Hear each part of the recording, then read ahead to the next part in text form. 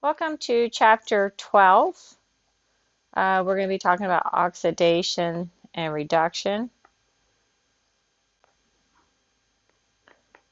And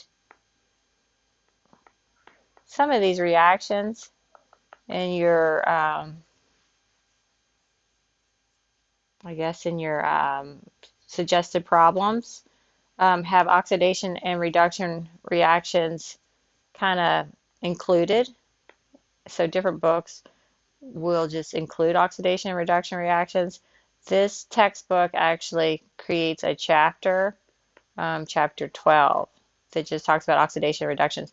So we'll define what oxidation and reductions are, and then you need to understand what the reagents are, and then be able to predict products and starting materials. This here is a review question. So this is an epoxide. And remember, epoxide's open. So here's the OH, right? So this is the second carbon, right? 1, 2, 1, 2.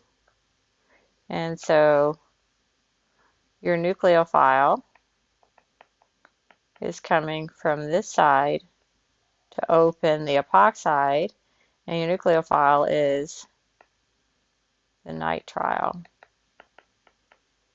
So there's sodium nitrile. And notice this is doing an SN2 type least hindered, least substituted carbon. So it's attacking the least substituted carbon of the epoxide. And you do have a POGIL exercise that talks about the differences there. This is kind of more what we would consider a basic condition because of the negative charge. Acidic conditions are when you protonate the oxygen and make it an oxonium. So those three-membered rings with the oxygen plus charge, and that'll direct your nucleophile to the more substituted delta positive carbon. But this one goes the least substituted. Okay, so like I said, we're going to do Chapter 12, Oxidation and Reduction Reactions. Oxidation results in an increase. So this is defining what oxidation and reduction is. I think of oxidation as an oxidizing environment. I think of oxygen. So here's oxygen. We breathe in oxygen. And so we're dealing with organic chemistry. So we're dealing with carbon. So a carbon has 4 bonds. So reduction is hydrogen. So a lot of your reducing agents deliver hydrogen, okay, to the carbon. And that would be reducing. And then oxidizing delivers oxygen. So you're going to see to the carbon. You're going to see a lot of reagents that are oxidizing reagents have oxygen on them. Reduction reagents have hydrogens on them. Now, carbon, 4 bonds. So if you have carbon with just hydrogen, we call this fully reduced. This is a fully reduced carbon, and that's methane. Now, fully oxidized carbon is carbon dioxide. This is fully oxidized carbon. And you can see that it has 4 bonds onto those are 4 bonds. Carbon has 4 bonds to oxygen. So somewhere in between would be like a carboxylic acid, where the carbon has a hydrogen there. Okay, so it has 3 oxygen bonds and 1 hydrogen. This would be 2 hydrogens, 2 oxygen bonds. An alcohol would show you that it has 3 carbon-hydrogen bonds, 1 oxygen-carbon bond. So as you increase the number of carbon-oxygen bonds and decrease the number of hydrogen bonds, you increase the oxidation state. and you approach the fully oxidized carbon. And that's what this is showing you here, increase in the number of carbon-oxygen bonds. So this is the most reduced, this is the most oxidized, and you can see at the top, this oxidation is an O in brackets. So if you have your reagent that does oxidation, it removes a carbon-hydrogen bond and replaces with carbon-oxygen. And then you have another oxidizing event. Now you have two bonds with carbon. This one has 3 hydrogens. Now you have 2 hydrogens on the carbon. And then you do another oxidation step, and now you have 3 with 1 carbon hydrogen. And here you have 0 carbon hydrogen with 4 carbon oxygens. Now reduction goes the opposite way. So if you increase the number of hydrogens, so here you have 0 hydrogens. Here you have 1, so there's your hydrogen in brackets. That means a reducing reagent. Now you have 2. Now you have 3. And now you have 4, which is the fully reduced form. Also, look at their functional group. This is an alkane. This is carbon dioxide. And that will always be the case. Carbon dioxide will be the most oxidized form. Here you have an alcohol.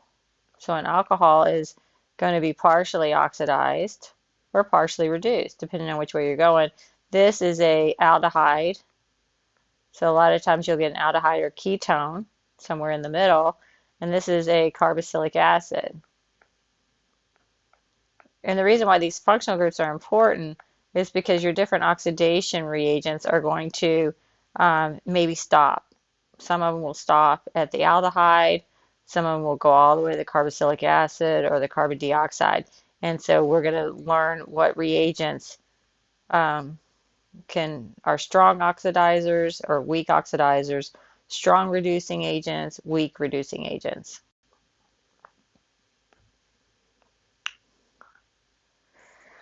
Okay, so your alkyne, this is a little bit different because you don't have the carbon hydrogen, but here you're increasing the number of hydrogens across that carbon bond. So here you have an alkyne, and so this is also called reduction, and this is fully reduced because you're making an alkane. And so in this, but I don't usually worry about the oxidation on these when I teach it, but I will talk about this is partial reduction. So if you go from an alkyne to an alkene, that's partial reduction. Fully reduced is when you go all the way to the alkane. And so you're going to have different types of reducing agents that will do alkynes and alkenes. And so you'll have to know which ones those are. Now you do not have to draw no electron flow arrows like for mechanisms for oxidation and reduction reactions. You just have to know the reagents and the products or the starting materials.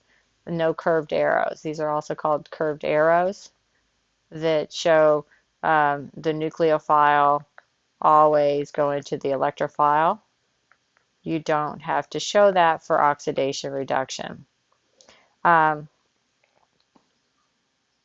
This is showing you one of the reducing reagents you have is sodium metal, and you put this in ammonia. And this is not sodium amide. Okay, so this is a sodium metal in ammonia. It makes a blue liquid, and the liquid is the color of an electron, a free electron. This is a reducing agent. Okay, this is a reducing agent. And sometimes people confuse that with sodium amide, which is a strong base. This is a strong base that's a white solid. Okay, they're very different. Okay, hydride reduction. These are your two reagents that you need to know. sodium borohydride, lithium aluminum hydride. These are the Lewis structures. You'll see if you do the formal charges, the boron is a negative or aluminum is a negative. You'll see that this is your weaker one because the boron hydrogen bond is going to be stronger because boron is smaller, so it's closer to the size of hydrogen, so they have more overlap in this bond. Aluminum, lithium aluminum hydride it can catch fire. You can only use like ether solvents, THF or diethyl ether for your solvents for this because it's could catch fire. This aluminum is bigger, so the overlap is not as strong. So it is a stronger reducing agent. And when I say stronger reducing agent, it can fully reduce a molecule, okay, to alcohols. And you'll see that. And we'll talk about that. Sodium borohydride, like I said, is weaker, so you can use solvents like methanol or ethanol. And so this is a hydride deliverer. So when you receive lithium aluminum hydride, you notice here there's hydrogens. It delivers the hydride. And by doing that, BH3 becomes neutral aluminum when it delivers a hydride. And then usually you have to add some kind of proton source, water, alcohol. So you'll do a 1 for these and then a 2. And we sometimes call that workup. And you just add a proton source so you can get a neutral functional group, neutral charged functional group. Okay, so catalytic hydrogenation. This is for alkenes and alkynes. It is a reduction reaction. And so you need to know the source of hydrogen is H2 gas. And then you can use a metal catalyst. A lot of times you use palladium, platinum, or nickel. Palladium on carbon, you'll see. It looks like little black dirt. Black dirt. It's probably the cheapest. And so the carbon is like a coal. And then it's palladium mixed in. So you'll see palladium on carbon. Carbon is coal. So here you have, see, palladium on carbon. And you can buy this. And it's moisture sensitive. You have to be careful. So what's happening here is the palladium is a solid. So this is a heterogeneous reaction. And then the hydrogen gas, when you pass hydrogen gas through, the hydrogen actually gets, they call it interstitial. It actually goes into these spaces inside the solid. And then this, think about palladium, all your metals are slightly positive, okay? So electrons flow through the metal, okay? So like think of metal wires. They're very electron conducting, like copper and stuff like this. And it's because they have like these d orbitals in which electrons, they sometimes call it the sea of electrons. Well, now this is a very electron rich, right? The double bond. So what happens is this will actually kind of be attracted. 1, 2, 3, 4, 5. 1, 2, 3, 4, 5. The negative charge will be attracted to this positive metal. And so it's going to kind of hover over there and be attracted to it because think of it almost like a spaceship. And then the hydrogen, 2 hydrogen, will add to the same side. And so but then it becomes an alkane, right? So you have, it goes from an alkene to an alkane. 1, 2, 3, 4, 5. And so once it's an alkane, it doesn't have electron-rich source, so then it kind of floats away into your solvent. So here you can really see that it adds cis or syn addition. And the reason why is because the hydrogen is in this metal, this palladium metal, and it will deliver to the same side of the carbon-carbon bond. And so that's why you get syn addition. You do need to note this in addition using both dashes or both wedges in your product. Okay, so how do scientists determine the stability of an alkene? They're actually doing a reaction from an alkene to an alkane. Now, so if you have this four-membered, four-carbon, that's butane, and you have a butane, they're going to the same compound. So here you have a cis isomer and a trans. If you go to the same compound, this is going to have the same amount of energy. So this energy of butane is going to be constant, right? So what happens is you can do this reaction. This is your catalytic hydrogenation reaction. So you can do hydrogen gas on palladium and carbon, and you can measure the energy difference. So there's ways to measure this energy difference here, and you see you can measure it, negative 120 kilojoules per mole, and then here negative 115 kilojoules per mole. So that's how, since 115 is less, you know that the starting point of the energy of your trans is going to be lower than the cis. And so that's why you know that the trans is more stable of an alkene, because the energy is lower, your starting energy is lower than your cis. So I already told you that the trans isomer is more stable than the cis. Now you understand this is the experiment that demonstrates that. And that's called the change, the delta H of hydrogenation, the heat of hydrogenation. It's a catalytic hydrogenation reaction. So you're seeing these, and then your delta H is measured. And that's how you know that the trans is more stable. The starting material is going to be lower in energy. This is the picture where you have your catalyst, like your palladium on carbon catalyst, and then this is your hydrogen, and hydrogen is interstitial. It gets into these d orbitals, and then you have your alkene, which is the carbon-carbon double bond. That's really attracted to this positive. This is a very positive, because metals are positive. And then a hydrogen is going to add on the same side. And so and that's our syn addition.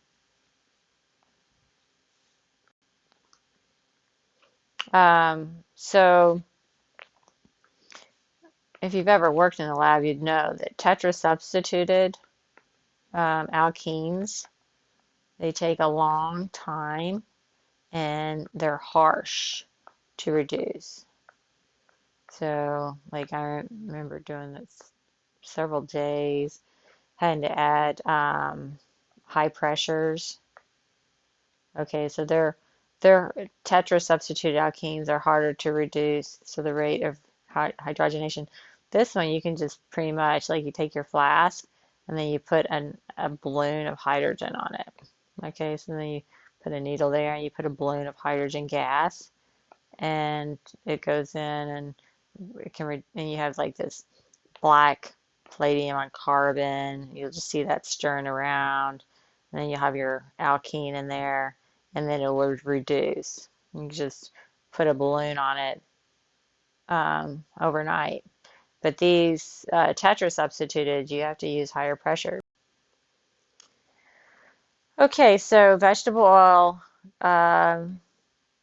when you reduce these double bonds, you're going to get, so the cis double bonds is like your vegetable oil. So they're showing you that those are natural.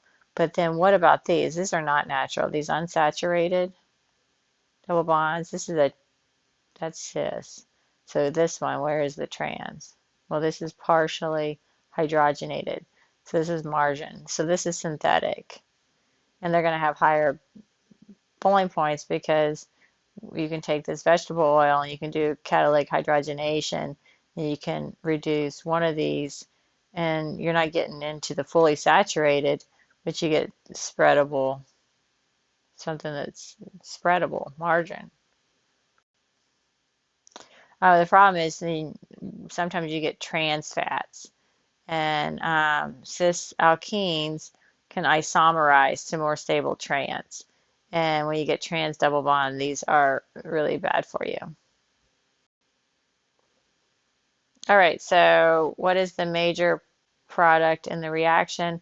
So you guys see that this is an alkene, and it's a cis alkene. You see that, right? And this is a cis. And your functional group transformation is to an alkane. So that is catalytic hydrogenation. H2 gas, palladium on carbon. You got to have all these reagents, folks. You can't just get 50% because it doesn't work if you just have palladium on carbon. You got to have a hydrogen source. Okay, so now we're going to talk about lithium aluminum hydride reductions and sodium borohydride. These generate this nucleophile, the hydride, okay? And this is a strong one, and this is a weak reducing agent. You have a POGL that works through these that I think it would be very helpful. So here you have an alkyl halide and the hydride. So this is just an SN2 reaction, okay? Epoxide, hydride, and then you have to treat it with water to protonate that. So here, when you do that though, you see how you go from an alkyl chloride to an alkane because you're delivering a hydrogen. This hydride here, this is basic. You don't have the oxygen protonated, so it's going to go to the least tendered to open up your epoxide from the least substituted carbon. So this is just a hydride, and you can make alkanes that way. Really good substrates are methyls and primary. Don't forget your allylic and benzylic halides. They would also be included in there. Okay, these are oxidizing agents. Oxidizing agents. You see how they deliver oxygen. The peroxy acid is going to deliver this oxygen. Peracetic. It's the peroxy. This is peroxybenzoic acid. This is the MCPBA that I've already introduced you to. These are oxygen delivering reagents. Another oxidizing reagent is chromium. So chromium, how do you know that this is chromium 6? Well, how many bonds are there to chromium? 1, 2, 3, 4, 5, 6. That's how you know it's 6. Okay, that's the oxidation state. Now, PCC, this is one of my favorites. PCC, P stands for pyridinium. See the inium means it's a positive charge. And then this is chloro. There's your chloro. And this is chromate. This is a +6 oxidation state. This will be like an orange solid because you get different colors with different transition metals. It will go to like a kind of like a green chromium 4+.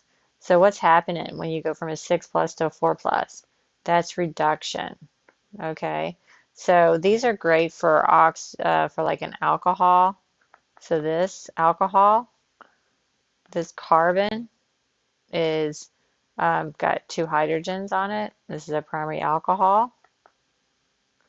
And with PCC, it will get oxidized to an aldehyde. Okay, so we'll remove one of the hydrogens there.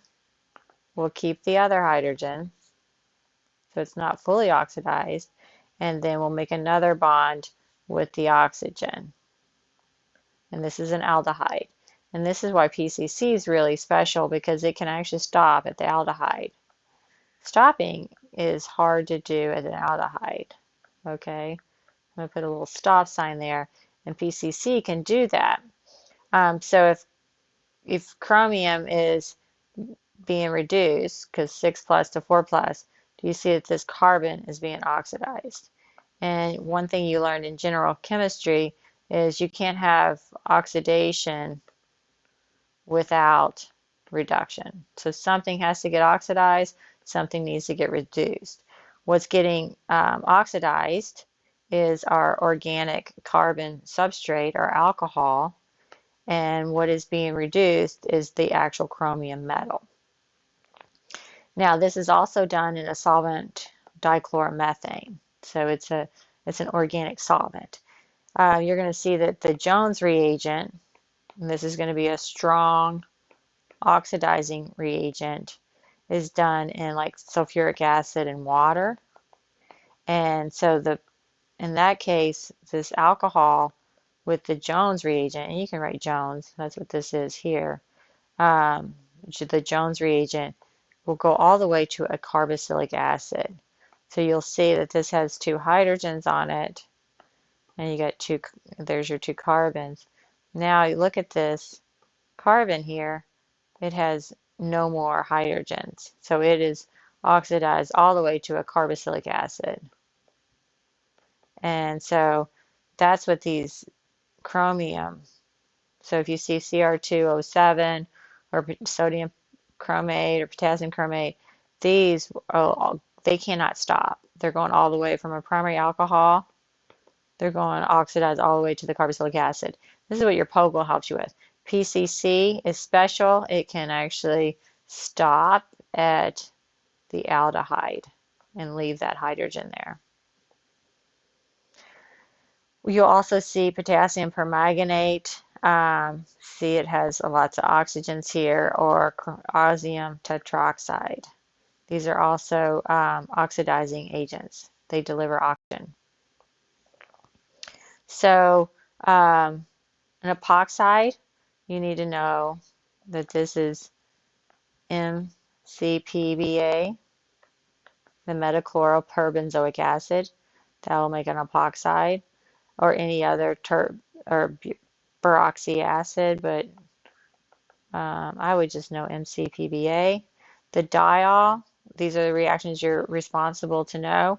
This one is going to be a dihydroxylation, and you're going to do either potassium permanganate or osmium tetroxide. Either one will work. Now this one's going to be, and this is going to be mild. So you're going to do this in low temperatures. The harsh is you can use these same reagents, but you need heat and some sodium hydroxide, and will actually cleave that to make carbonyl compounds. That's oxidative cleavage. Here, once again, this is going to, oh, you'll also see that this can be done with ozone. So ozone, this is ozone. So ozone will do that, and ozone will do this, cleavage.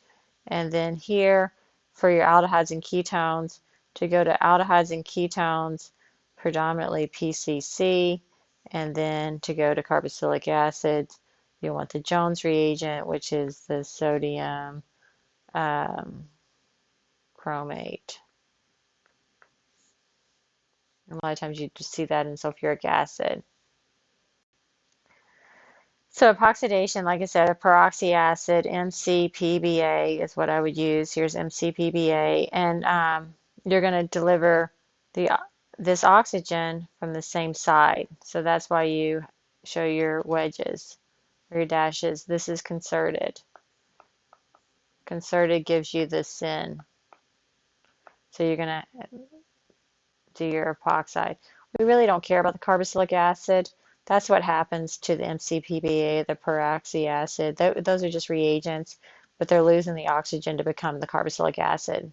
And that's what makes them really reactive. The carboxylic acid is a lot more stable than the peroxy acid. So this is showing you the concerted mechanism. Like I said, I don't expect you for oxidation reductions to draw these electron flow arrows, but sometimes it might be easy for you to see. I mean, that's 1, 2, 3, 4, 5 arrows all happen at the same time. To get in the MCPBA, we'll go to the carboxylic acid. So it's getting reduced because it's losing an oxygen. It's losing this oxygen while this molecule is gaining an oxygen. So the organic compound is being oxidized, and that's how you make the epoxide. Um, you have retention of stereochemistry on this. This is important. So that means a cis alkene is going to give you a cis epoxide. A trans alkene is going to give you a trans epoxide. So just maintain that.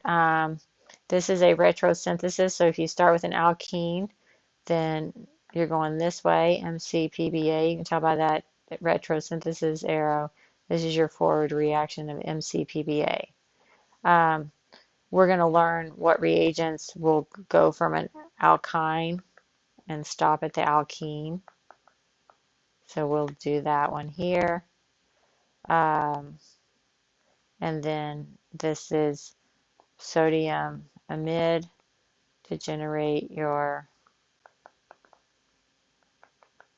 and then this is an SN2 reaction to give you, and you do this 2 times, right, on both sides to give you this alkyne. And then I'm going to show you the reduction reagents that can stop at this. This is actually cis. This is a cis alkene. So you'll see that's a poisoned palladium on carbon with hydrogen.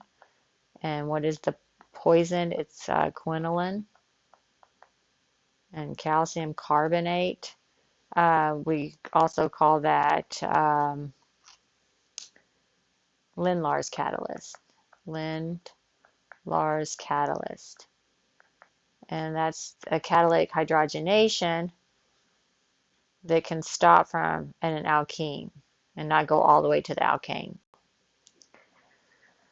And so that's showing you that here. You see Lindlar's catalyst there, you see MCPBA there, and you see the sodium amide doing an acid-base reaction because the pKa of that hydrogen is 25, and then you have an SN2 reaction.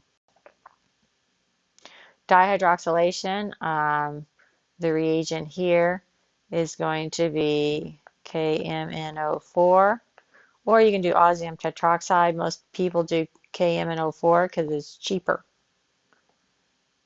less money. And this is going to be SYN. How do you get the anti? The anti-addition, this has to be an epoxide opening. But this is these reagents will do SYN. They'll add the oxygen on the same side. And the reason why, so I think this is this a, see, this is doing the Lewis structure, folks. Okay, so these are kind of, they'll deliver both these oxygens on the same side. 1, 2, 3, 4, 5, 6, 7. That's a 7 plus oxidation state. And it's purple. And then it goes to a different color.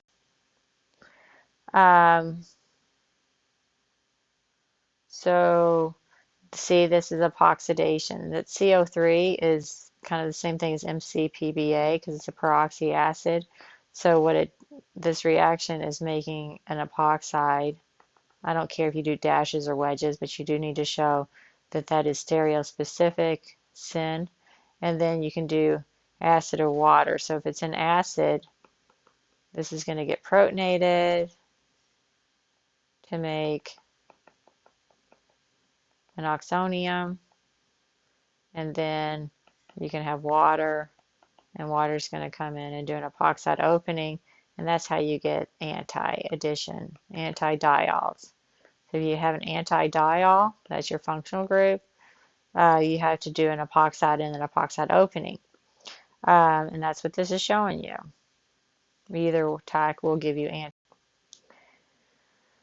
All right, so what's your starting material and what's your reagent? You're making a benzylic alcohol. Benzylic alcohol. And if I look here, this is an epoxide. This is an alkene. this will make an alcohol, and this will make, you'll get your carbocation, this is electrophilic addition, right? You're going to get your carbocation, and it doesn't have to rearrange because that's benzylic, so that would work. A would work.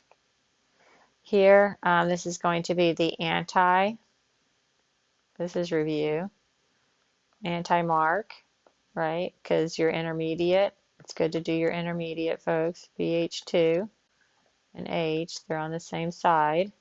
And then the BH2 gets replaced with OH. That's the anti-mark. And that is not a benzylic alcohol. This is a primary alcohol. This one, you have a hydride.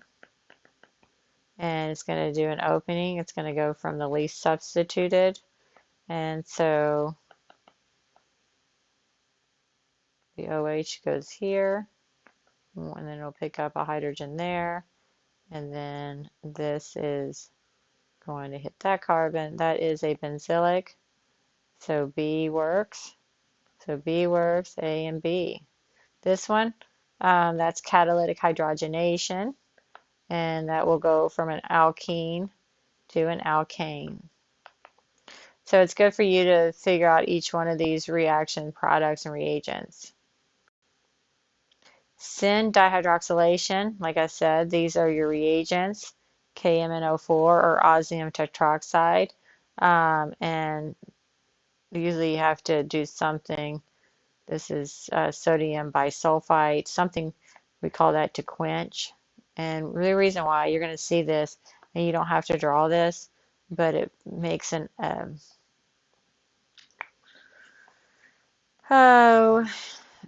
what we call like a manganate ester. Okay, so it makes a cyclic manganese ester intermediate. So you get this intermediate, and then you have to add something like water and sodium hydroxide to cleave that. Same thing here, you get an osmate ester, and that's how this cyclic compound is what delivers your oxygens on the same side of the carbon-carbon double bond. So this is showing you, like I said, you don't have to draw this mechanism or this intermediate, but these are the manganese ester or the osmate ester, and then you have to add something like water or sodium bisulfite to cleave those. It's going to be on the same side. So this is how you get syn dihydroxylation. This is just showing you that you can't have oxidation without reduction. So here you got a +8 and a +6. So osmium is getting reduced, and this carbon is getting more oxygen. So the carbon organic compound is going to get oxidized. And what's nice is, like I told you, osmium is expensive. And so one of the ways to make that regenerated, you can regenerate it by using MnO4 to the Os8 plus, and by adding N-methylmorpholine. Okay, so now we're going to talk about cleavage, oxidative cleavage. So the best way to do this is when you see the carbon-carbon double bond, you cleave that, and then you can put an oxygen there, So like when you have something like that, you go, okay. So we have this, and you're like, okay, I'm going to cleave that. And then what you can do is just take your little eraser and go, okay. And then put oxygen there and oxygen there, and you're going to get your compound. You can have an aldehyde or a ketone. This is an aldehyde if it's a hydrogen there. And so this is by ozone. So ozonolysis. Ozone is splitting the carbon-carbon double bond, lysis. So this is ozonolysis. And then you're going to see this makes like a ozonide. Like I said, you don't have to draw the intermediate, but the ozonide would be something like this. where the oxygen gets inserted, and then it goes there, and then we get this oxygen like that. This is going to be an ozonide, and then the zinc. This is, I call this DMS. You'll see my stuff is DMS. DMS stands for dimethyl sulfide, and so that's CH3, CH3. So that's dimethyl sulfide, and that cleaves the ozonide. So these number 2 reagents are cleaving the ozonide to give you the ozonolysis product. Here you can just like do this, and then on the products just put oxygen there, and you'll get the right compound here. You put an oxygen there and oxygen there, you can see that you get formaldehyde and a ketone. So, like I said, here's your ozonide that you do not have to memorize this or even draw this, but then you do need these reagents because you're not getting the ozonide, you're getting the actual cleaved product. So you might get a compound like this. This is a natural product. And then if you were to draw the product, this would be, you see that that would be hydrogen, hydrogen. So that one's this one. This one here would be, let's draw all these.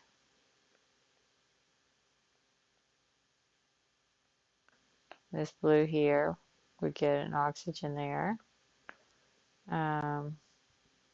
This here would go like this. 1, 2, 3, 1, 2, 3. We'll call that one there. That one gets an oxygen with a hydrogen because there's a hydrogen there. And then this one would get a ketone. So there's your ketone. There's your aldehyde. There is your ketone.